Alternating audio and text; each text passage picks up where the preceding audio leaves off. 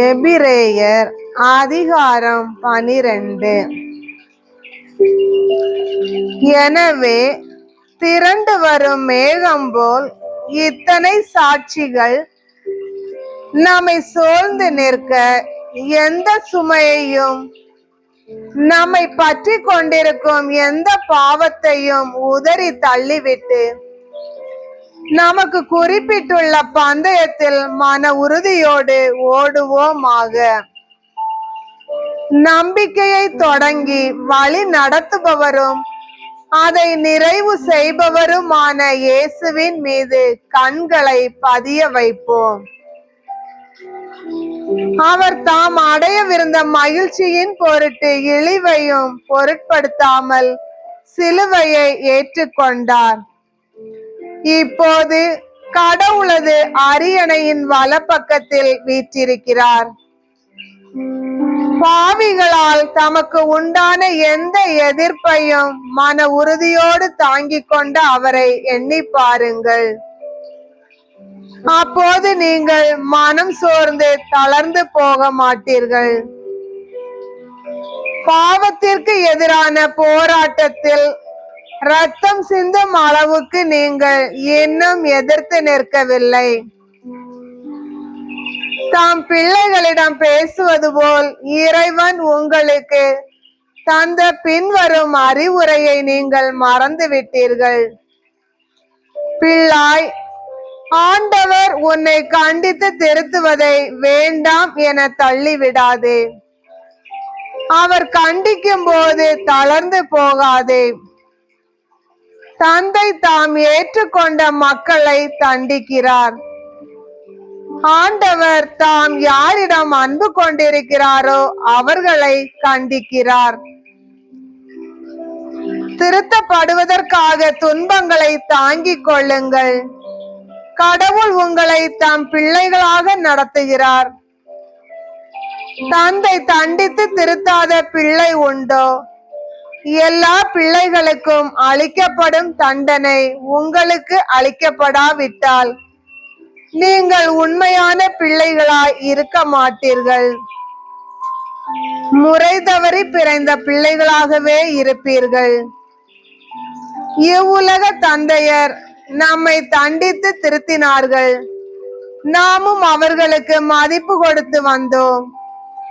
அவ்வாறாயின் விண்ணக தந்தைக்கு நாம் எவ்வளவோ பணிந்து வாழ வேண்டும் அன்றோ? மேலும் இவ்வுலக தந்தையர் தங்களுக்கு நலமென தோன்றின வகையில் சிறிது காலம் நம்மை தண்டித்து திருத்தினார்கள். ஆனால் கடவுள் நமது நலனுக்காக நாமும் அவருடைய தூய்மையில் பங்கு கொள்ள வேண்டும் என்பதற்காகவே நம்மை தண்டித்து திருத்துகிறார்.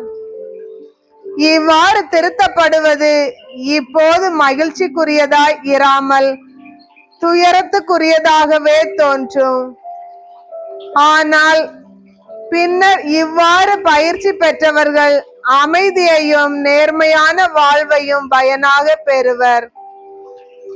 எனவே தளர்ந்து போன கைகளை திடப்படுத்துங்கள். தள்ளாடும் முழங்கால்களை உறுதிப்படுத்துங்கள். நீங்கள் நேர்மையான பாதையில் நடந்து செல்லுங்கள்.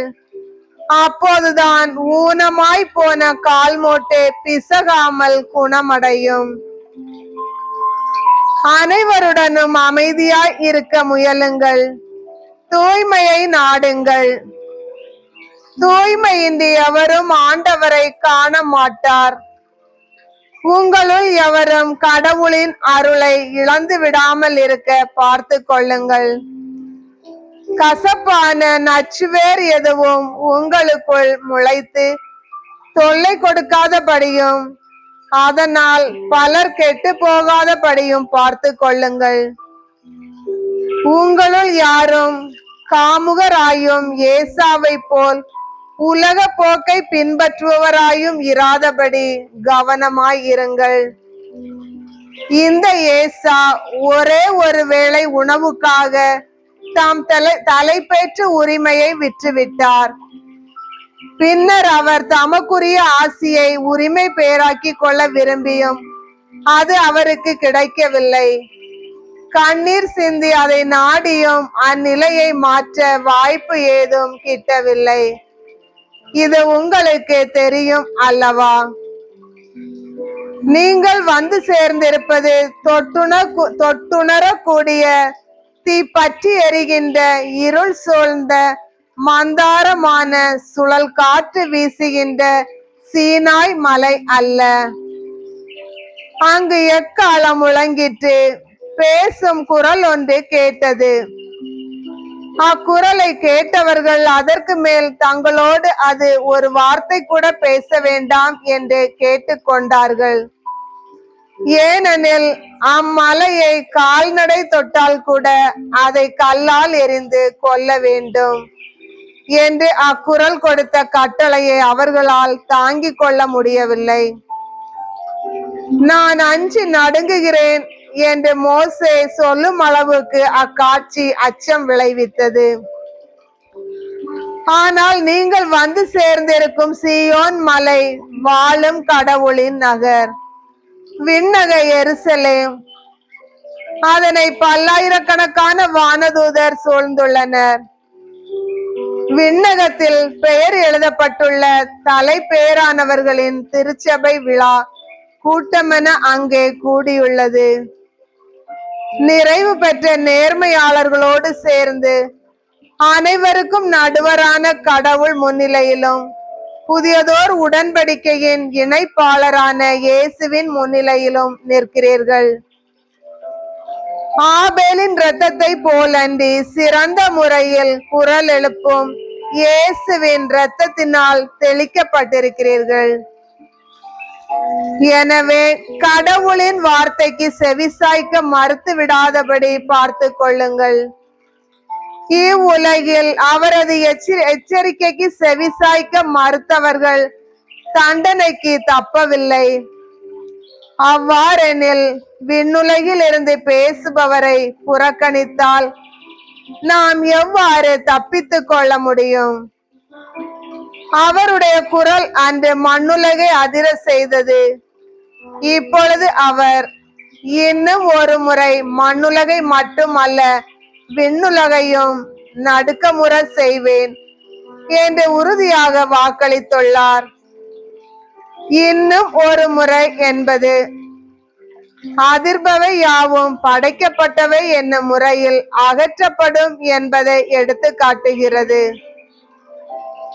அப்போது அசையாதவையை நிலைத்து நிற்கும். ஆதலின் அசைக்க முடியாத அரசை பெற்றுக்கொண்ட நாம் நன்றி உள்ளவர்களாய் இருப்போம். நன்றியுணர்வோடும் இறைப்பற்றோடும் அச்சத்தோடும் கடவுளுக்கு உகந்த முறையில் அவருக்கு வழிபாடு செய்வோம். ஏனெனில் நாம் ஆண்டவர் அழிக்கும் நெருப்பு போன்றவர்.